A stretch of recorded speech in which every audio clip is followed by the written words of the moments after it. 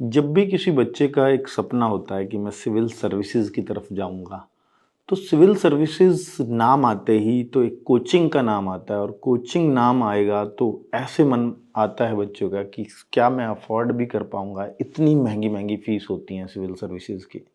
Civil services जितनी भी coaching हैं आप देखते होंगे लाखों में फीस होती है। तो बच्चों, सिविल सर्विसेज के लिए स्पेशली मैं कहूँगा कि यूपी के पीसीएस के लिए तो ये टेंशन आपकी दूर करने वाला है आपका आरडब्ल्यूए। 2025 हमने ये टारगेट किया था कि पीसीएस का हम एक फाउंडेशन बैच देंगे जिसमें बच्चे को प्री, मेंस और इंटरव्यू तीनों की तैयारी हम लोग करा रहे होंगे। प्री के बाद तो आपकी मेंस और इंटरव्यू की तैयारी टीचर्स अपने पास रख करके तैयारी स्टार्ट कराएंगे। तो ये फैसिलिटी भी हम लोग इस बैच में देने वाले हैं। इसका नाम होगा पीसीएस फाउंडेशन बैच। और इस बैच का जो नाम दिया है हम लोगों ने वो प्रतिज्ञा बैच दिया है। तो अगर आप लोगों की प्रतिज्ञा है कि मुझे सिविल सर्विसेज ही करना है, तो इस बैच की डिटेल मैं 1 जनवरी यानी नए साल को कल आपको बताने वाला हूँ फुल डिटेल में। बहुत ही कम और बहुत ही नॉमिनल फीस, आप देख करके खुद हैरान रह जाएंगे कि क्या कोई फाउंडेशन बैच इतनी कम फीस में भी हो सकता है। और इस फाउंडेशन बैच में पूरा 1 साल लगता है बच्चों। टीचर्स की हर रोज आपको 6-6, 7-7 घंटे की क्लासेस, गाइडेंस रेगुलर। और बच्चे, सबसे बड़ी बात पता है क्या होती है कि प्रीलिम्स शायद बहुत सारे बच्चे कर जाते हैं और प्रीलिम्स से बहुत ज़्यादा डर भी नहीं लगता है बच्चों को। सबसे जो असली कहानी है वो मेंस की है।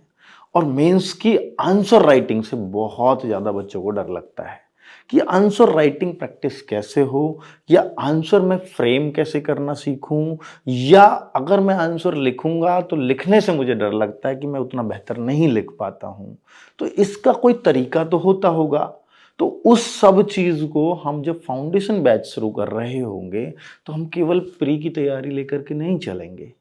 हमारा उद्देश्य वहां पर है कि हम प्री के साथ ही मेंस की तैयारी आपकी लेकर के चलें। ये कैसे संभव होगा?